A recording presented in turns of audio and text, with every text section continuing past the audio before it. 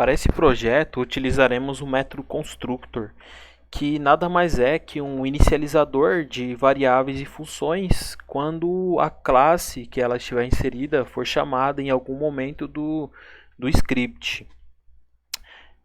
Além de inicializar as variáveis e as funções, o método constructor nos permite fazer com que os valores das variáveis aqui inseridas possa percorrer várias funções diferentes. Vamos iniciar aqui o nosso código declarando as variáveis que serão percorridas em várias funções, ou seja, elas poderão ser utilizadas e alteradas e modificar os seus valores em várias funções. Iniciaremos aqui com a variável idbtn, que irá receber o valor do id dos botões das alternativas.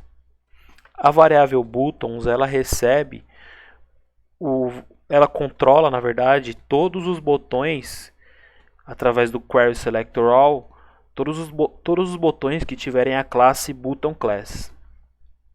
Ou seja, essa variável buttons irá controlar todos os botões de alternativas das questões. A variável user choice ela é uma matriz que irá armazenar todas as escolhas que o usuário fizer no percorrer do simulado. A variável correct answers ela é a variável responsável por armazenar o gabarito, ou seja, as questões corretas no formato previamente mencionado aqui no vídeo. A variável thisPage é a variável que receberá o número atual da página e também o número de cada questão que o usuário estiver respondendo no momento. E embaixo podemos ver as variáveis que serão responsáveis pela soma de acertos, erros e também as questões que o usuário não respondeu. Bom, vamos iniciar aqui o projetinho e aí eu vou comentando cada etapa da aplicação de acordo com o desenvolvimento do simulado. Ao iniciar o simulado, o usuário, primeiramente, ele carrega uma página de instruções e ao clicar aqui embaixo, depois que ele lê as instruções, vê como funciona, e quando ele clica aqui embaixo em iniciar simulado, esse botão ele tem uma ID, que a ID dele é ID Start. Então, quando ele clica aqui, nós acionamos a função Start Questions, que controla esse botão, né? Botão Start. Quando ele é clicado, o usuário ele é redirecionado para a página de questão número 1, a primeira questão, e também é removido toda a seção do local storage. Se por acaso ele já tiver feito o simulado alguma vez antes, as alternativas que ele escolheu anteriormente, elas são deletadas. Quando ele clicou em iniciar simulado, ele foi redirecionado para a questão número 1. E uma função bem importante do nosso código é a função currentPage. Ela é responsável por identificar em qual página, em qual questão que o usuário está respondendo no momento. Nesse caso, é a questão número 1. Então, nós procuramos aqui dentro da classe, que é a div onde esse texto está inserido, né? Div com classe questões e procuramos o H1, que é esse texto é uma tag H1. Então, nós fazemos a troca do conteúdo desse texto. Ou seja, com o ponto replace nós modificamos o texto de questão para um espaço vazio. Portanto, esse texto passa a ser agora somente a letra número 1. Só que ela está em formato de string, então precisamos passar para o formato de inteiro. E e inserimos esse valor na variável global dispage. Essa variável ela é bem importante no decorrer do código para podermos inserir cada escolha do usuário em um endereço correto da matriz user choice. Por exemplo, quando ele clica, ele escolhe alguma alternativa aqui da questão 1, nós estaremos armazenando essa escolha no array de endereço número 1. Quando ele faz a escolha da questão número 2, nós armazenaremos a escolha no endereço de número 2.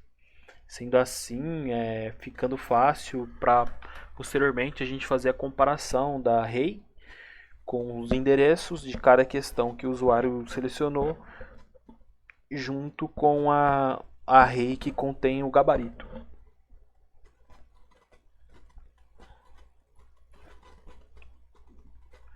A função buttonEvents, ela é uma função que percorre todos os botões das alternativas de cada questão. Ela também é uma função que salva a ID do que o usuário da alternativa que o usuário escolher, e ela também bloqueia os botões para que o usuário não fique escolhendo muitas alternativas, porque o nosso projeto ele tem um botão aqui embaixo que faz a correção da alternativa. Ou seja, quando ele clica, ele consegue ver se a alternativa que ele escolheu é correta ou é incorreta. E assim a gente faz com que o usuário não clique aqui, corrija, e se tiver errado ele clique em outra e escolha sempre a questão correta. Então, quando o usuário clica na alternativa, nós salvamos primeiramente a gente muda a cor de fundo, né, da alternativa que ele escolheu para que fique visível, né, que ele escolheu a alternativa, nesse caso A. Ela fica visível das outras. E alteramos aqui, né, a cor de fundo da alternativa para cinza. Posteriormente, a variável global idbtn, ela recebe o id da alternativa. Essa função blockButton, ela é a função responsável por bloquear os outros botões, para que o usuário não consiga mais escolher outra alternativa na mesma questão. Também a variável global userChoice, que é do tipo matriz, ela irá receber no endereço da página atual, que é a questão 1, ou seja, ela recebe a variável userChoice no endereço de número 1, ela irá receber o ID da alternativa que o usuário escolheu. Nesse caso, a variável userChoice na posição número 1 irá receber o valor Q1AltA. Posteriormente, a gente salva esses dados dessa variável no local storage do navegador do usuário. Com essa ferramenta, a gente permite que o usuário possa fechar o navegador e quando ele abrir novamente, as questões que ele já tinha feito anteriormente, elas ficarão salvas. Ele não perde o andamento do simulado as questões que ele já respondeu posteriormente. Aqui são as funções de bloquear, né? Nós percorremos todos os botões e bloqueamos para que não possam ser mais clicados. Quando o usuário clica aqui no botão próximo, ele tem a ID de Next, e quando ele clica, ao clicar em próximo, nós escutamos através do Edge Event Listener o clique e executamos a função de callback, desbloquear os botões, que quando ele avança, os botões estão novamente desbloqueados para que o usuário escolha novamente a alternativa que ele achar correta. Também executamos a função nextPage, que é a função responsável por alterar a página. Note que cada página da questão tem a nomenclatura de questão, número da questão, .html. Quando o usuário clica em avançar, ele chama a função nextPage, que nada mais é que troca o endereço da página para o atual mais um. Ou seja, se ele está no endereço questão 2, quando ele clica em próximo, a função nextPage soma mais um e o endereço vira questão 3 HTML. Temos aqui a função de correct answers, que são as funções que são as questões com as alternativas corretas. Elas são criadas em uma variável do tipo global e também são inseridas no local storage para que mais para frente, em outra função, a gente possa fazer a comparação das alternativas que o usuário escolheu com as questões e alternativas salvas aqui nessa variável global e também no local storage. A função saveAnswers, ela é a função responsável quando o usuário clica em finalizar. Por exemplo, ele selecionou 3 questões, ele respondeu a 3 questões, clicou em finalizar.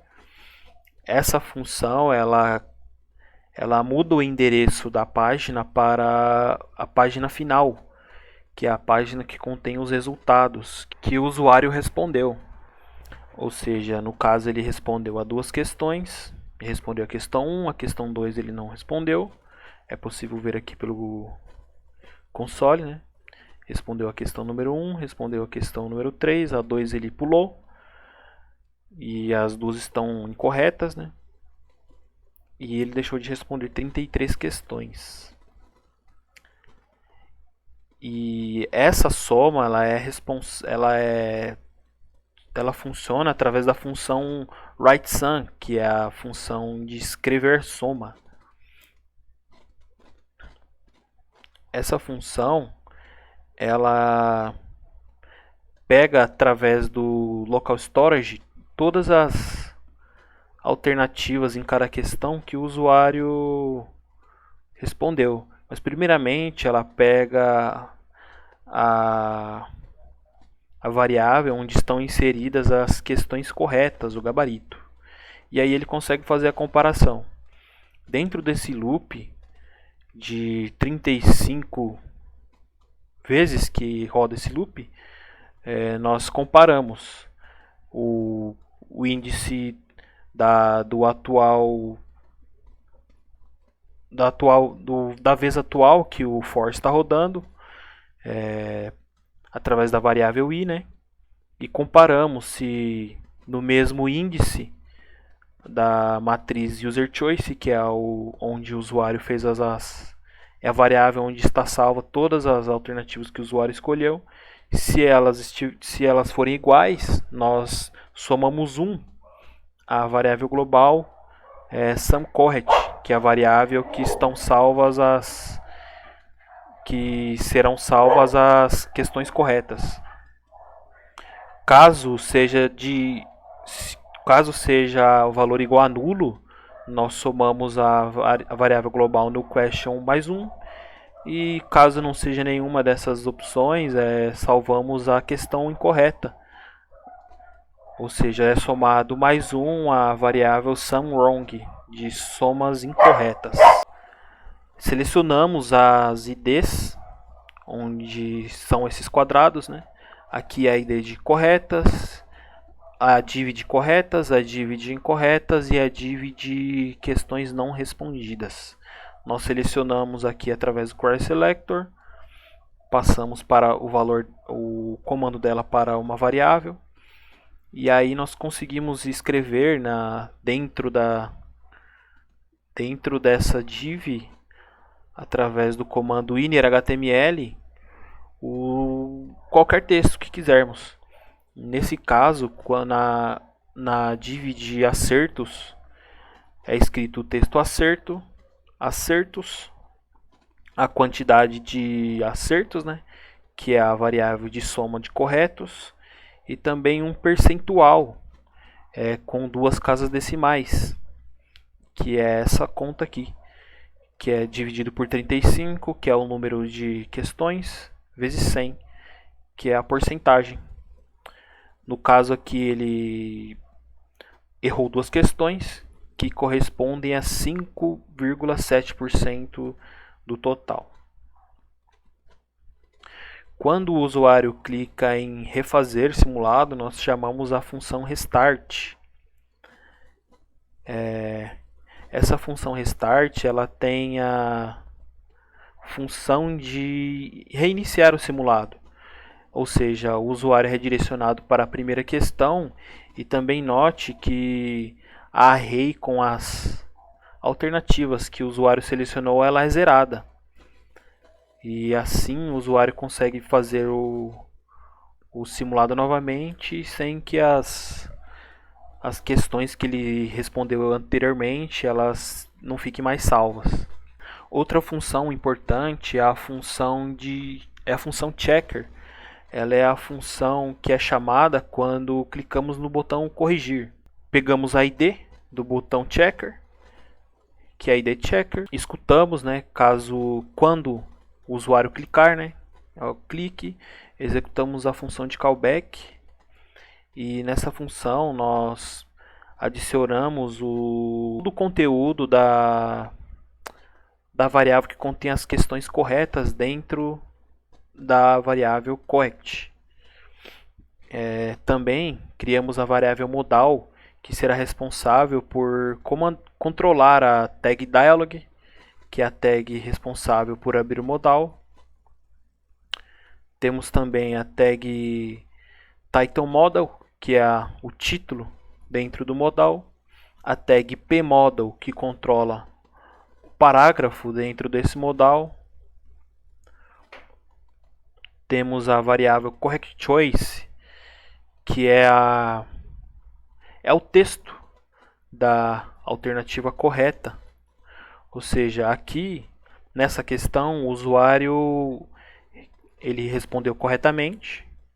A alternativa correta seria a alternativa E mesmo. Quando ele clica em corrigir, aparece que ele acertou e também aparece o texto da alternativa correta. É interessante porque quando o usuário acerta, tudo bem, mas no caso, vamos a uma questão que ele vai errar. Ele errou e ele vem corrigir. Quando ele corrige, ele sabe qual que é a alternativa correta e também sabe o texto. É uma forma didática de ele conseguir avançar no simulado e também aprender com os próprios erros.